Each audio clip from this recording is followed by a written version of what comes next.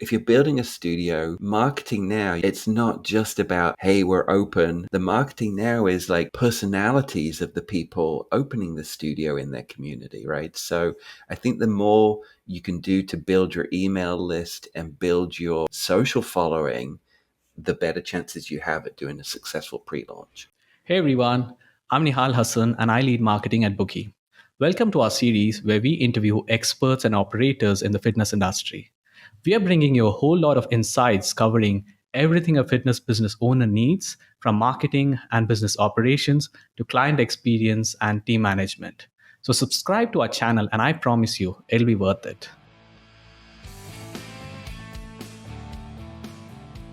Today, I'm excited to welcome Michael J. to the show. Michael is an award winning yoga studio coach and consultant with over 25 years of experience in the industry. He's helped countless studio owners find success with his expert strategies, and he's also the host of Yoga Best Jam, a podcast dedicated to guiding yoga entrepreneurs on their journey to growth. Michael, it's an honor to have you here. I can't wait to dive into your wealth of knowledge on building a thriving fitness business. Mike, take us through your journey, where you are, and where I am, or where did I start? Well, thank you for being here. Thank you for having me here. Oh, I'd like to know what my future looks like. But yeah, background. I have a background in marketing, so I'm trained in design and marketing. So that's where I started in England many years ago. And I live in Vancouver, Canada. And I had a marketing agency for many years. While I had that agency, I started practicing intensely with a local studio. So I started with Ashtanga Yoga, and I had a mentor and ended up taking the teacher training. And then I ended up running my agency and teaching in the evenings. So that how was long kind ago was this? Oh, this is probably 20 years ago now. Probably 22 years ago now. Yeah, probably before you were Yeah. born. No, No, I'm just joking. no, not too long ago then.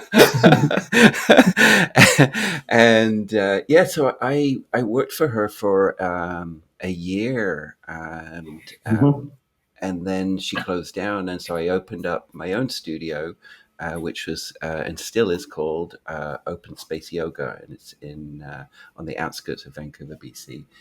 It's now I sold it 8 years ago. It's now on its third owner, and it's coming up to its 21st year. So it's a pretty amazing community that's been built up there and carries on. But again, so I built up this incredible community. We truly were part of the community. We did lots of fundraising, and we had amazing students and amazing teachers. I had an incredible team, and yeah, I sold it 8 years ago, and then naturally, it just kind of happened. Another studio wanted me to help them because they were struggling.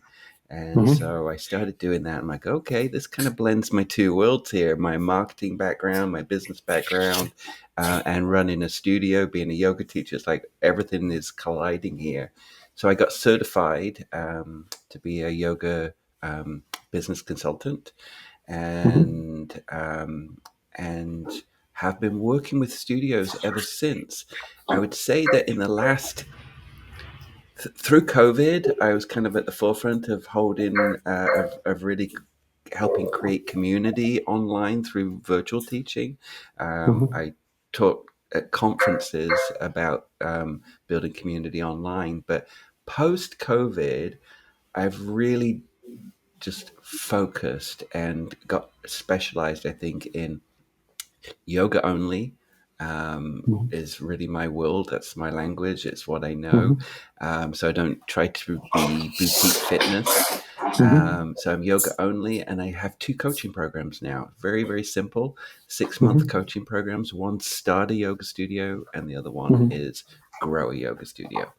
And so in the start phase, I'm helping, which is, I really love this part of my business. It's probably my favorite part.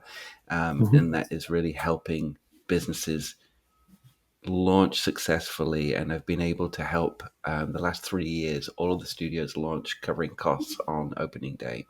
So Hmm. that makes me that makes me happy. I love that kind of work. And then my other audience is the existing yoga studio that either is struggling and wants to figure things out, or is doing well and wants to grow to sell. Nice. So you mentioned that yoga is the only thing that you focus on. And obviously, Mm. the world of boutique fitness Yeah, yeah, is uh, is huge, and I see that there's a lot of multi-modality, yeah, studios as well who do yoga plus other yeah, things. So, yeah. did you not look at expanding your reach through serving other kinds of studios as well? No, not that I haven't. So I have Mhm. actually just launched a Pilates studio. So to say that, so I have Yeah. just recently successfully launched a beautiful Pilates studio in California, Hmm. and Hmm. I've also worked with a Legree company. Hmm. But no, it's just personal choice of I Got it. relate to the yoga studio owner. So I think Hmm. that's the important part is when I work with somebody, Yeah. I'm not just looking at their sales, Yeah. right? It's like I love KPIs, I love spreadsheets and the data that it gives us to Yeah. set goals and all of Yeah. that stuff. But before I ask my studio owners about their sales, I ask them how they're doing. Yeah. So, my approach is, it's not group coaching. It's not. It's like I am part of my studio's team. I've got some studios that have been Hmm. with me for 2.5 years, and Hmm. I am just part of their team, helping them make decisions along the way. So it's really, I think it's the relatability is that Hmm. I don't know Pilates. Yeah. I don't. I've taken one Pilates course. Hmm. So I just don't want to. There are fantastic Pilates business coaches out there, and Hmm. so I just feel for me, it's my world. It's not that I wouldn't turn somebody down if we weren't in alignment, but my Hmm. KPI. So, I've learned who I want to work with and who I don't want to work with, and I've had some horrible experiences as a coach. Yeah. And my KPI, my goal is to now find yoga studio owners that fill my cup, that I look forward to getting out of bed in the morning and excited to see them every week and how they're doing and help them achieve their goals. So it's not that I don't. It's just that that's my world. That's what I know. Got it. On that line, so who should typically start a yoga studio and why? Because Yeah, like you said, the mindset is more important than all the KPIs and everything. At yeah, least when you're starting out. yeah, So, what's the right mindset, and who really is the person who's starting the studio for you? yeah. Well, they're actually different. I deal with very different people coming to me. So right now, I'm Mm-hmm. opening a hot yoga studio on the outskirts of New York, and those owners are massive yoga fans, um, huge yoga practitioners. Their Mm-hmm. community doesn't have anything, and so they're building something, but they have no experience teaching or running a yoga or anything. But they want a Got it. space in their community. So these are business people coming to it saying, "I want this." I would say Mm-hmm. that's not the most common. The most common Mm-hmm. is the the yoga teacher dreaming of having a yoga studio of their own studio. Yeah. So that's the most common path, I would say. Yeah. It's that teacher that a space has magically appeared on the street and it's a good price, or there isn't something in that community so that they open. So it's usually the yoga teacher or Mm-hmm. the business person opening a studio. With the business person, the difference is though, with Mm-hmm. a yoga teacher, they usually become the teacher team lead. With Yeah. somebody that doesn't have experience as a teacher, I'm usually recommending that they hire a team lead for a Got teacher it. team lead, right? So that Got there's it. Yeah. somebody in charge of, you know, the that's respected as a teacher that is able to hold the level of the standard of class that is expected. Got it. So when a yoga teacher wants to start Yeah, a studio, and yeah, because they don't come with all the business and marketing background, yeah, I'm sure yeah, there's a yeah. bunch of challenges That's where that I you've come in. seen. Yeah, Yeah, yeah. So, yeah, yeah. what are the common issues or challenges that a teacher faces or Um, sees? yeah, well, exactly what you just said. They come. I mean, most teachers Hmm. don't open a studio to go into knowing that they're really going into business. Not always, right? Quite Yeah, often they're doing it because they want to serve, right? yeah, And so they open these spaces because they want to serve the community, and that's what most yoga teachers are like. But then they're like, "Oh my god!" Like it hits them like, "Oh my god, I'm responsible now for rent, payroll, yeah, taxes, yeah, cleaning supplies, all of those things." And so then it's very, quick. Like, "Oh, this is a business. I can't ignore this," right? So it's either they have to, some people are just really, really gritty and have good gut instinct business senses, yeah. which I think I did when I had my studio, or they don't, which is quite Mhm. common. And that's where someone like me can come in and just really help them shape and put the structure in place that they need to run the studio. So that quite often the yoga studio owners can be quite frazzled when they're doing it all. But um, yeah, so I Mhm. think quite often they're not business savvy because when you own a studio, if you don't hire people and you open a studio, you quickly become your own salesperson, your own janitor, your own Mhm. marketing team. You're like it's all on you to cover everything every month, right? So How should they get around picking the right location and yeah, initial budget? What should that be like? yeah. Well, it's a difficult one to give you a blanket answer on because Hmm. I've got some studios that have rent on for $1,000 a month, which you can build a very profitable studio with, right? Yeah. And then I've got some studios in California that are $10,000 a month. So Hmm. I can't give you a a blanket answer on that because the expenses are Hmm. over that. But what I will say is the Hmm. studios that do it well, Hmm. let's talk community studio. There's difference between franchise type of business, right, and a community studio. But a community studio, you want to look for a reasonable rent, and so I'm talking 1,500 to 3,000 if possible. But again, it depends on your area. Yeah. Um, but a reasonable rent, and your two biggest expenses are rent and payroll if you've got teachers, right? Yeah. So that's what you've got to keep in mind. But if you're And opening, well, you could do a great pre-sale founders mhm. membership, right? And so that's where I've done well is covering costs with studios on my marketing background has helped do pre-sale founders membership campaigns where people are buying, putting the credit card down sight unseen with no classes, but they're getting in at a good rate. So that's where I've had a lot of success opening studios. Um, Got it. And what should their runway be like at least? Well, How many the more the months? better. Yeah, the more the better. So the studio that I worked, West Park Yoga in California, I worked with them for a year before opening, and so Hmm. they were really, you know, they really wanted to do it right. So what we did was Yeah. we worked really hard at really learning the area, the avatar, the ideal customer, right? And then Hmm. putting a schedule together that worked for their lives in that community. So that was a big part of the work we did prior.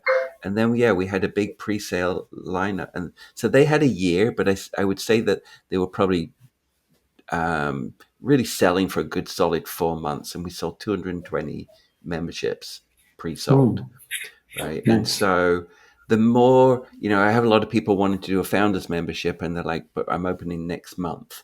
Well, that's great, but you've only got a month to sell, right? So, you definitely can do that, but the more time you have, the better. Because if you're building a studio, marketing now, as a marketing person, it's Hmm. it's not just about, hey, we're open. is the Yeah. open house, right? The Yeah. marketing now is like showing behind the scenes build out, showing the heating systems going in, Yeah. showing the personalities of the people opening the studio in their community, right? So I think the more you can do to build your email list and build your email list and build your social following, the better chances you have at doing a successful pre-launch. However, having said that, you can listen to my podcast, Yoga Biz Champ, and Yeah. I've opened this great one with Newberg Yogashala, I think, on the first season, that was Hmm. about opening how we opened up a studio in 4 months. Oh, So nice. you asked originally about the space. I Hmm. went on a tangent there, but Yeah. sometimes those spaces can Hmm. magically appear, right? And Yeah. so this sounds a bit woo woo, but a lot Yeah. of the studios that have really been successful were the spaces that felt meant to be. Hmm. And I think a lot of people listening to this can understand that kind of, so Yeah. Newberg Yogashala is one of those. It was an up and coming area that used to be a little bit run down, and this Hmm. beautiful building came up with gorgeous arch windows, and within 3 days, Hmm. this yoga teacher, myself, who she connected with prior to the space aligning, and a an amazing lawyer, our worlds collided. This building came up, and I helped them in 4 months build an amazing community that's now in its second year. So that was not a pre-planned thing. That was like divine whatever. Does this happen only to yoga? I don't know about that, but I have seen instances like that, and I have another one in Canada, that Summer Soul Yoga, and Yeah. again, it was an existing space. It came into their lap. They had really cheap rent, and they built a beautiful. They hired me, and we built. I did a pre-sale offer, and this amazing space now is like in 1.5 years. There wasn't a Hmm. pre-plan; it just appeared. But then I am working with people right now that are actively looking spaces. So for spaces, I think visibility is always good. I Hmm. think, for a Yeah. yoga space, I think it helps to have visibility, although you can do it without visibility. I have, studios on second floors too. Yeah. But I think a good space, where you can put big letters YOGA in the window and people Yeah. drive by and can see that there's a yoga studio there, um, Yep. definitely helps. And Got good it. rent. Yeah. Of course. So and so when should the teacher or the business owner be expecting to make their first profit? That's a That very I wide. can't. Yeah, I can't answer that one. I mean, honestly, like I said, I mean, Because it's important. The reason it's important is because a lot of them, like you said, go into it because of the passion that they have right? and they want Yeah, to serve the community. yeah, But yeah, you're not thinking about how much runway you should have, how much savings you should have for your personal yeah, stuff yeah. and things like that. And that's the It's reason I a asked this question. Yeah. Yeah. I can't give you a total answer on that one, honestly. I mean, it's going to be different everywhere, and profit is going to profit in a $10,000 rent studio is Hmm. going to look different to a profit in a $1,500 a month rent studio, right? And so, Yeah. and one might be so. One studio may look from the outside like it's rocking and they're busy Yeah. classes, right? But in the back end, you don't know that they might have spent $300,000 doing a build out, Hmm. with fancy everything. And it's going to take a while to pay that back to make profit, right? So it depends the route they go. It depends the route they go. I think in the community studio, I'm not going to give you a Hmm. timeline here because there isn't Yeah. an answer, but I like I like it when my studio owners can plan for the future, Yeah. right? And so a lot of studio owners are kind of winging it. It's like I'm month by month, I'm trying to pay the rent and pay and I'm just getting by. I think I'm not going to talk profit here. I think it's planning. I think you Yeah. have to look ahead and plan the next year to be able to be successful in your strategy, right? Mm-hmm. Instead of what happens is people go, oh, I'm not doing well, let's throw a sale on. Well, then you become a discount studio, or you're doing class pass and not making any money, right? So what I do with my studios every October, we get together in a group setting and we plan out the whole next year. So I think when you can look at the low sale, you can look at your data, like in your booking systems, you can look at the reports, right? And you can look at the data. And when you see in the historical data that you have low, low sales times, you attack that Yeah. ahead of time, knowing that that's low, but you have to be ahead of it by 6 weeks, everything, right? Yeah. Instead of like I'm doing it being reactionary and becoming a discount studio, you have to account for every single summer my attendance goes low. Every Yeah. June, most of North America, June and July and August suck for a studio. All right, well, we know that. So we need to sell a summer pass, but we have to sell that in June. For us to sell that in June, we have to be 6 weeks ahead of June. Yeah. And that's where you build a profitable studio, right? So it's being prepared, it's being ahead of time, it's being smart about your strategies. And I think that's where the studio owners kind of not fail, but get into a reactionary Okay. business, right? And Yeah. so I can't talk profits on that because it's going to be Sure. different, but Sure. planning makes a profitable business. Perfect. Perfect. Hey, if you're enjoying this conversation and getting some valuable insights for your fitness business, don't forget to hit that subscribe button. Follow us for more interviews like this one, where we dive into all the strategies that help studio owners grow and thrive. Also, if you're loving the content, feel free to give us a like and share it with your community. We'd really appreciate the support. So you did mention some of the months or seasons that affect Yeah. uh, the good months and the bad months. So if you can touch upon that a bit, and, Yeah. and since it's just yoga, so we'll have much more clarity on.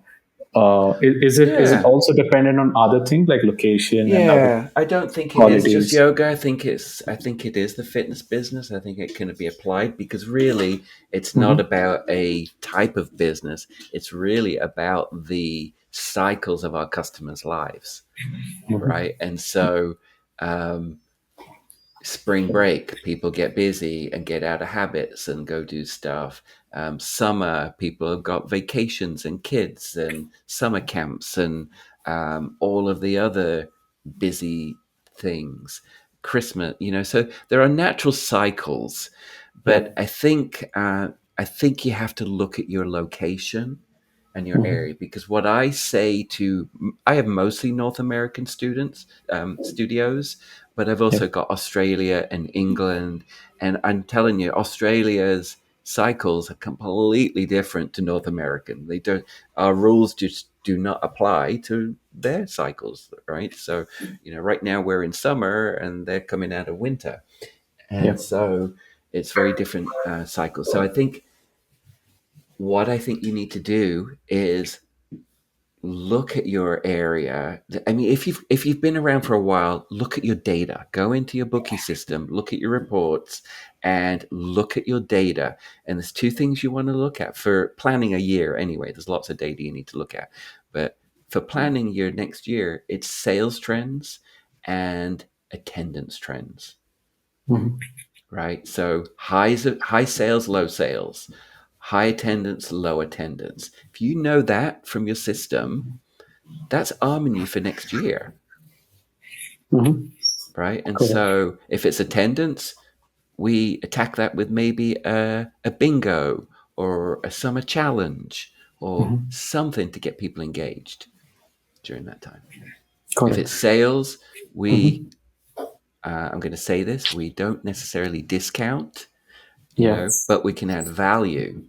I do well with a 10 plus 2, 10 classes plus 2, an extra maybe 30 something dollars on your pass, but you're not discounting it, making it $50. When should you do a sale, and what's the So what should that's be the goal of a sale? the goal of the sale is to attack your low sales periods. Mhm. So from that data that we just talked about, it's the same thing on attendance, right? It's Mhm. like if you've got low sales at a certain time of year, then you know that sales go down at that certain time of year. So if Mhm. you're 6 weeks ahead of that low period, right, Mhm. we can do a package bundle or a promotion or something, right, to increase the sales or get people to up level to a bigger package. How about the quality of the leads that you get, the clients that you get through these sales? So what do you mean? Yeah, that's so quality leads is important. Mhm. So what do you mean by that? So what are you seeing by quality? What are you seeing by Do quality you, of leads that might not be? do you think people who buy or get to you through these offers Yeah, are usually lower quality or lower lifetime value customers than someone who joins in without any yeah, offers? yeah. I've seen that happen a lot, Nihal, with Because especially it typically when happens for studios get other. in and they hire an external Mhm. company that says we're going to get you leads. I've seen that happen, right? And you've probably seen that in the marketing world, and Mhm. they may do a really great job of. So I've seen this, especially in Australia, but I've seen this where they've done a really good job of selling the intro offer pass, but the people that purchased it were, let's say, 15 kilometers away. And so the reality of them actually going and becoming a regular in the studio is not a quality lead. So I've seen that happen where somebody's come in there and done a great job of selling them passes, but Mhm. the retention is not good. Right. So yeah, quality lead is super important, but I like to do, kind of lead generation through location based ads. I think works really, really well Okay. for Yeah. for a fitness studio, right? Because then you can So go, okay, this person's going to travel within this distance. yeah, makes sense. A location is definitely something that would matter, and ads Yeah, is, like you mentioned, is one of the great channels to acquire yeah, customers. yeah, Do you see other channels that studios can use that's yeah, really turning out to give you a lot of leads and yeah, customers? yeah. There are. I'm sorry if this weird noise outside right now. There's construction happening. I'm not sure if you can hear that. Um, Yeah, no But worries. with my studio owners, I mean, honestly, you're a Mhm. marketing person. I'm a marketing person. It is money or effort, Okay. right? So money, as in we're going to pay for somebody to sell us, or we're going to pay for online ads, or we're going to pay to advertise in this brochure, or effort. I'm going to print some posters up with QR codes on it, and I'm going to, or postcards, and I'm going to pound the pavement, and I'm going to go meet every single chiropractor, massage therapist, acupuncture, health food store, like minded business, and Mhm. get out in the community and make relationships. Yeah. And so, to me, that I call it getting scrappy, and I talk about that every day with my studio owners. Right? If you don't have the Yeah. money, you gotta get. You still have to sell those intro offers every month. So how are you doing that? If you're not paying for ads, how are you going to Mhm. get in front of eyeballs? And I'll give an example of this. It's I was in California and working with a studio, and she was, trying to sell intro offers. But then I Mhm. went to this area, it's called the Rose Bowl, and it's like a 5 mile walk around the stadium, and lots of Mhm. people do it. And so I pull in with my car, and in front of me in the parking area on a tree is a poster that says "New Yoga Studio Intro Offer QR Code." Right, that's scrappy. Like there's fitness related people, health related people walking around there, and Yeah. you just got in front of my eyeballs. Right. Yeah. The other one I'll give you that I'm seeing success with, we're so digital now that people think that we're only digital, and Yeah. it's more than that. If you're a community studio, get out in the community, and uh, I think you can do things a little bit smarter, like postcards sent by mail. So in the US, they have fantastic website by the post service where you can literally click routes, like Hmm. routes around, like buildings around you. I want to get into this area in these apartment complexes, Yeah. and you can click that, and it tells you how much it would cost to send to that area, Yeah. right? So what I know is about traditional marketing like that, like we're all going online. But what I know is when those things go through the mail, they sit on the kitchen counter all week until it's recycling day. Yeah. And it's right in front of your eyeballs, whether you like it or not. Yeah. That's So really yeah, so interesting. I just think, yeah, it's money or effort. And you know, Hmm. if you want to pay for high traffic ads, Yeah. you don't want to put the effort in, you can do that. But grassroots studio owners, get scrappy. The other thing I'll give you on this is, why do we always wait for some, as studio owners, why do we always wait for somebody else to put an event on or put something, you know? Studio owners have a space, so I say Yeah. make your own party. Like Yeah. put your own events on, put your own health fair on. I did a Mm. shopping day for hospice every November, pre-Christmas Hmm. shopping day, Mm. and part of the proceeds went to charity. That became a regular thing that the community expected, Yeah. right? Nice. And so I just like, get creative. It doesn't have to be all about Canva and paid ads. They're important. I'm all about them, but um, and also, don't on social, don't just post um, your class schedule. Wednesday Mm. hatha flow, Mm. Sunday yin yoga. Like, that's already online. That's already on my app on my phone. Like, I really don't need Yeah. to know that. Show me what you're about. Show me the vibe. Make me feel like I'm going to fit in. Show me behind the Yeah. scenes. Talk to me. Right. So social media's changed now. Yeah. Owners need to be talking to their audiences now Yeah. and Yeah. getting That's comfortable with true. that. That's true. That's true. So, when it comes to ads, what are the biggest mistakes or uh, things that you see people are doing? Yeah. Like a lot of people do a lot of lead generation ads. You talked about intro offer on these Yeah. sales ads. Yeah. Yeah. Um, uh, is that something that you look at and you advise people Yeah, on as yeah, well? yeah. Oh, 100%. I mean, as a Mm. marketing person, how can I not? Yeah.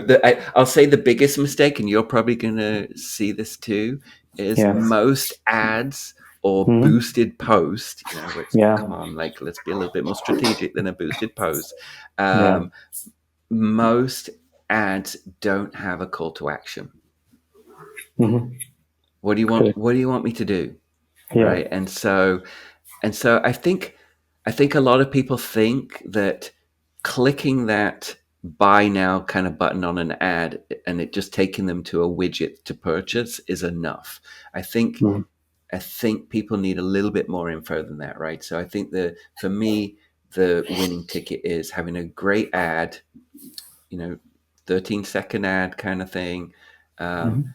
and the call to action goes to a landing page where they can get more information, right? Usually it's too cold of a lead to Yeah. buy right here. So I think Yeah. if you're doing let's take an intro offer. Intro offer ad should, one, call out your location, Yeah. like, hey, Vancouver, like right away. You've got 3 seconds to capture somebody's attention in an ad. Three Yeah. seconds. So if we're Yeah. gonna, for people listening on the audio version here, I'm doing the hand signal of my finger pushing up, right? So that is when you scroll and you're just pushing up and up and up, right? Okay. That's how much time you've got to capture someone's attention. So I think you got to get location and the fact that it's yoga in the first 3 seconds, right? Yeah. Show the vibe, join in the offer. Call to action goes to a dedicated intro offer landing page. that does nothing but talk about what they get for their intro offer. Nothing else. It's going to have a visual of your schedule Monday through Sunday. It should, so people can picture how it fits in their life. Might have a picture of your team and how great it looks in your studio, and the call to action of what you get for your 2 weeks. And the only call to action, actually, the only call to action on that page is to buy, and that's buy the intro offer. So I think that's for anything. I'll say that with, I've got somebody doing an Ayurveda course right now. It's the same thing. Don't just do a generic thing on your website for your Ayurveda. Give yourself a landing page. You only have to create, if anyone's listening to this, you only have to create a landing page once, do a really good one. You can use ChatGPT as well to teach you how to create a landing page, and then you just duplicate it. So it's like you just change the picture, you change the time, you change the booking link, right? And so investing in doing one good landing page and then duplicating that, so that then when you advertise, whether it's on a poster QR code or whether it's on a paid ad, there's a single focus for that, and that goes to the landing page. Then the landing page single focus is to sell and convince those people that they're going to enjoy this and get value out of it. So I'd say call to action, I think, is the biggest thing, and trying to sell too soon with a booking software widget, like just going straight to a booking software widget. I feel like a newbie needs a little bit more warm up than that, a little bit more info. That's great insights. So we've seen that a lot of studios struggle with figuring out what their ideal per lead costs should be. It ranges somewhere between 50 cents or $1 to maybe $100. So there should be a limit to it, right? So it should be a measure of, let's say, the expected lifetime value, or for sure. But honestly, I feel like the general, that's our world though, right? So that's, in our world, we're all about the costs and lead generation and all that stuff.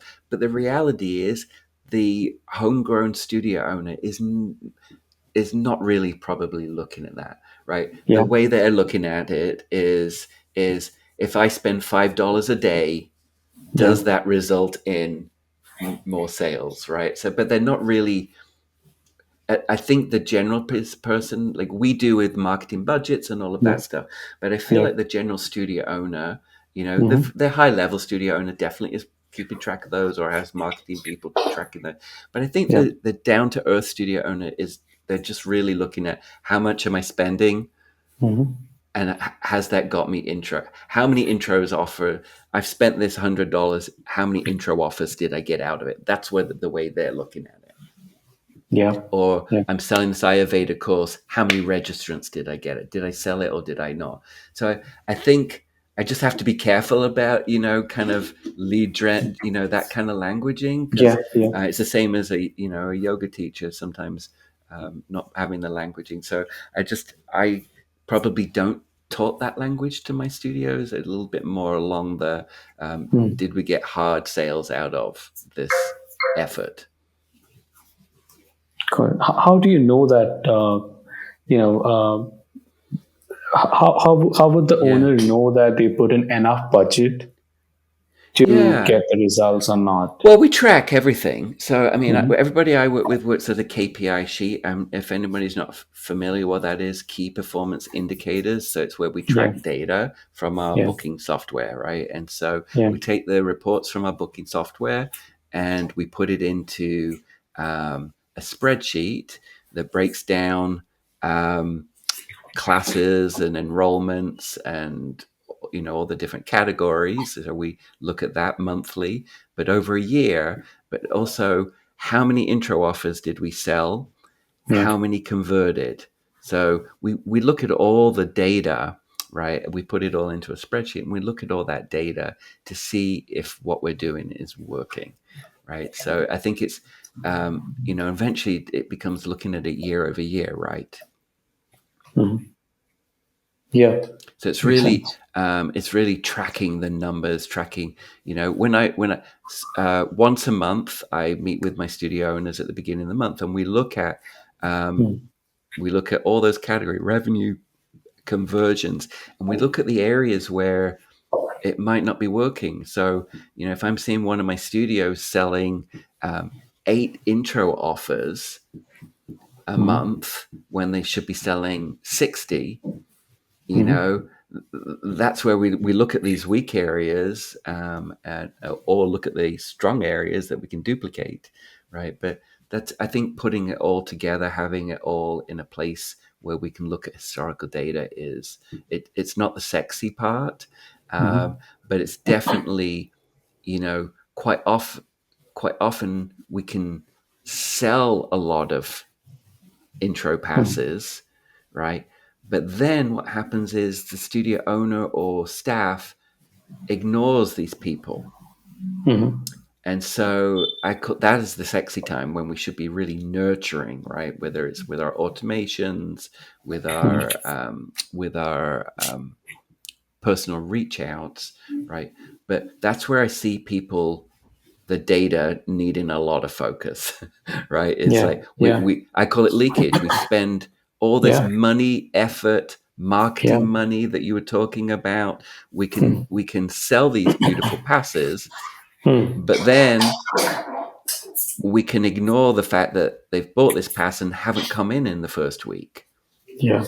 Right, that's a Yeah. problem to building a business, right? Yeah. So so the data, as cold and un-yoga-ish as it feels, it tells us the truth, right? And so it Yeah. allows us to make goals. Yeah. So you mentioned automations and how Yeah, automations can plug yeah, these leakages that can happen, yeah. right? What are the typical automations that a studio should be setting up? Yeah, I think automations are essential now. I mean, it is not. It's not a. I don't think it's an option anymore. Every Yeah. studio should have automations now, because a community studio is going up against franchises, which has Yeah. sales teams and automations.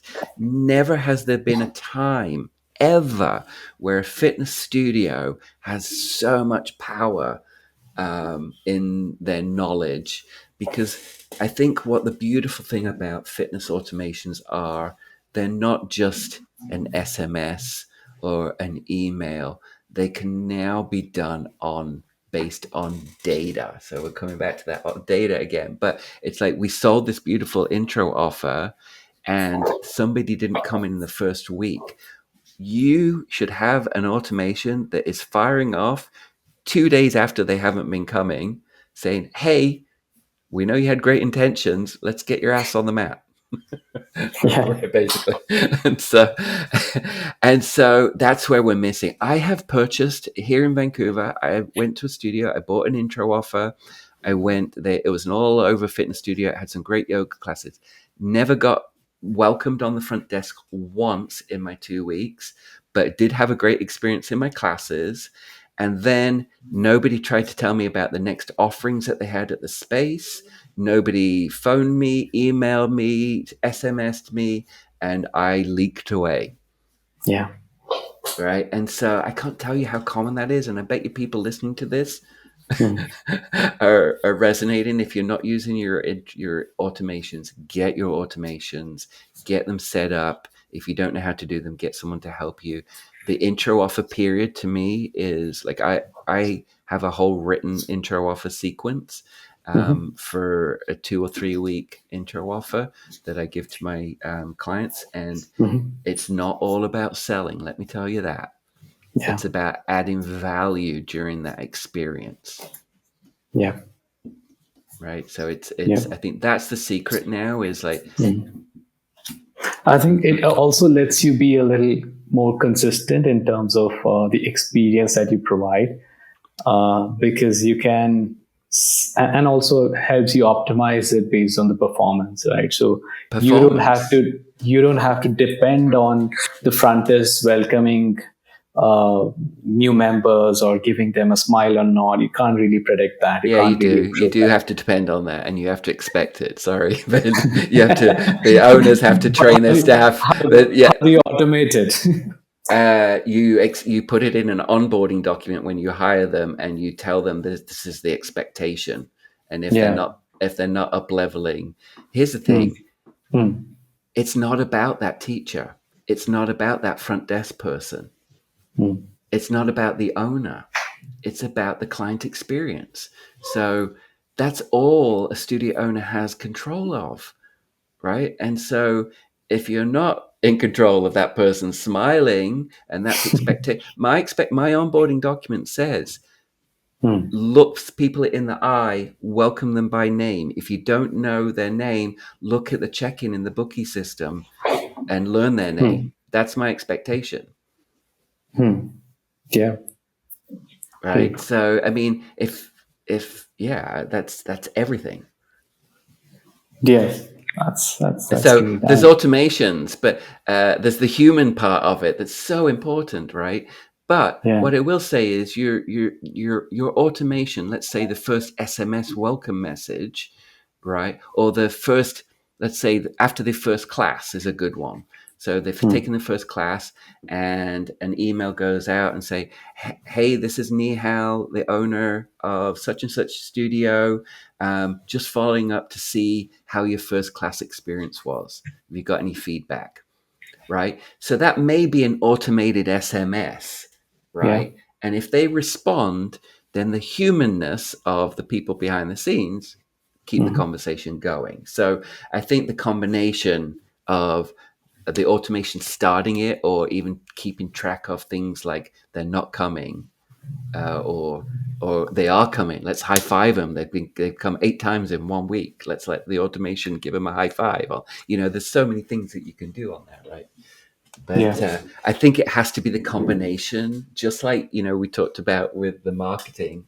Getting scrappy or spending money. It's the same Yeah. thing with the touch points at the studio. Got it. Absolutely. Okay. All right. Thanks, Mike. I mean, I definitely would like to push this and continue this conversation, but Sure. maybe Well, another happy to come time. back another time. Yeah. Yeah. Yeah. This has been great having you. I mean, I've had a great bunch of learnings from today that I can take and maybe implement some of those into the systems and Oh, great. products that we are building too. But thank you so much, Mike. Yeah. Thanks Thank again. you. Yeah. We'd love to have you again on board. Thank you. Um, My website's yogabizchamp.com, yeah, and my podcast, it's on YouTube now as well, is Yoga Biz Champ. So, and sure. Instagram Yoga Biz Champ as well. Yep. It's. I've checked out Mike's whole playlist. It's just great. I mean, he has some of the best guests out there, and he himself is full of knowledge, I'm sure. Thank you. Uh, It's my pride project, because it is probably my best free resource out there. Like you're doing this, it's like it is the best free yeah. resource, and it's literally me picking the brains like you are right now, but Yeah. like literally picking the brains of studio owners that are rocking it, or industry experts. And Yeah. I'm genuinely interested because I want to learn. So I think Yeah. that's the success of it. It's kind of real and raw, and some of it, there's some fun in there too. Yep. Thank you. Thanks again, Mike.